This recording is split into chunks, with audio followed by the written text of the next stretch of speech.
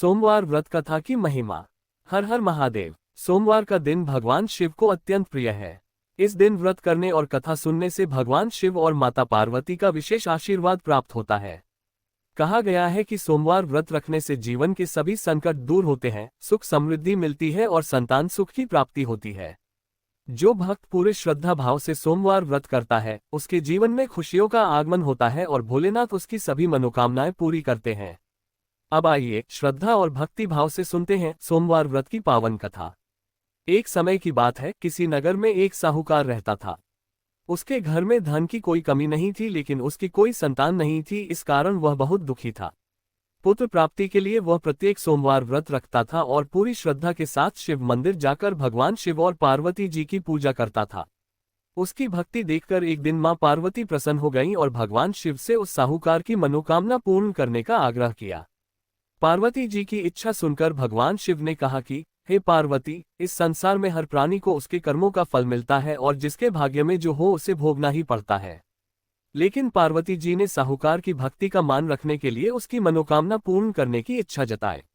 माता पार्वती के आग्रह पर शिवजी ने साहूकार को पुत्र प्राप्ति का वरदान तो दिया, लेकिन साथ ही यह भी कहा कि उसके बालक की आयु केवल 12 वर्ष होगी।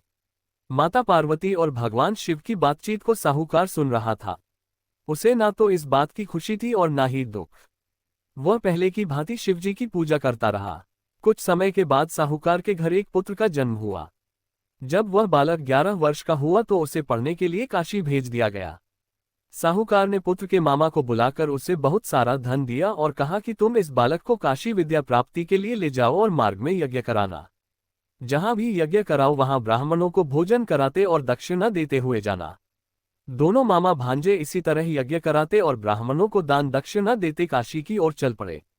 रात में एक नगर पड़ा जहां नगर के राजा की कन्या का विवाह था, लेकिन जिस राजकुमार से उसका विवाह होने वाला था वह एक आंख से काना था। राजकुमार के पिता ने अपने पुत्र के काना होने की बात को छुपाने के लिए एक चाल सोची। साहूकार के पुत्र को देखकर उसके मन में एक विचार आया। उसने सोचा, क्यों न इस लड़के को दूल्हा बनाकर राजकुमारी से विवाह करा दूं। विवाह के बाद इसको धन देकर विदा कर दूंगा और राजकुमारी को अपने नगर ले जाऊंगा। लड़के को दूल्हे के वस्त्र पहनाकर राजकुमारी से विवाह कर दिया गया। लेकिन साहूकार का पुत्र ईमानदार था। उसे यह बात न्यायसंगत नहीं लगी। उसने अवसर पाकर राजकुमारी की चुन्नी के पल्ले पर लिखा कि तुम्हारा विवाह तो मेरे साथ हुआ है, लेकिन जिस राजकुमार के संग तुम्हें भेजा जाएगा वह एक आंख से काना है। मैं तो काशी पढ़ने जा रहा हूं। जब राजकुमारी ने चुन्नी पर लिखी बातें पढ़ी तो उसने अपने माता पिता को ये बात बताई। राजा ने अपनी पुत्री को विदा नहीं किया, जिससे बारात वापस चली गई। दूसरी ओर साहूकार का लड़का और उसका मामा काशी पहुंचे और वहां जाकर उन्होंने यज्ञ किया। जिस दिन लड़के की आयु 12 साल की हुई उसी दिन यज्ञ रखा गया।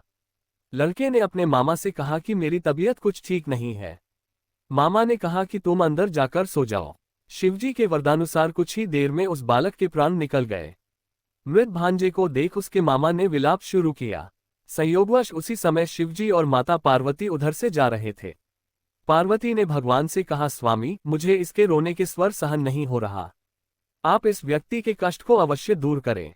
जब शिवजी मृत बालक के समीप गए तो वह बोले कि यह उसी साहूकार का पुत्र है जिसे मैंने 12 वर्ष की आयु का वरदान दिया।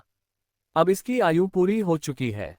लेकिन मातृभाव से विभोर माता पार्वती ने कहा कि हे महादेव, आप इस बालक को और आयु देने की कृपा करें, अन्यथा इसके वियोग में इसके माता पिता भी तड़प तड़प कर मर जाएंगे। माता पार्वती के आग्रह पर भगवान शिव ने उस लड़के को जीवित होने का वरदान दिया। शिवजी की कृपा से वह लड़का जीवित हो गया। शिक्षा समाप्त करके लड़का मामा के साथ अपने नगर की ओर चल दिया। दोनों चलते हुए उसी नगर में पहुंचे जहां उसका विवाह हुआ था। उस नगर में भी उन्होंने यज्ञ का आयोजन किया। उस लड़के के ससुर ने उसे पहचान लिया और महल में ले जाकर उसकी खातिरदारी की और अपनी पुत्री को विदा किया। इधर साहूकार और उसकी पत्नी भूखे प्यासे रहकर बेटे की प्रतीक्षा कर रहे थे। उन्होंने प्रण कर रखा था कि यदि उन्हें अपने बेटे की मृत्यु का समाचार मिला तो वह भी प्राण त्याग देंगे, परंतु अपने बेटे के जीवित होने का समाचार पाकर वह बेहद प्रसन्न हुए। उसी रात भगवान शिव ने व्यापारी के स्वप्न में आकर कहा, हे श्रेष्ठी, मैंने तेरे सोमवार के व्रत करने और व्रत कथा सुनने से प्रसन्न होकर तेरे पुत्र को लंबी आयु प्रदान की है। इसी प्रकार जो कोई सोमवार व्रत करता है या कथा सुनता और पढ़ता है उसके सभी दुख दूर होते हैं और समस्त मनोकामनाएं पूर्ण होती है।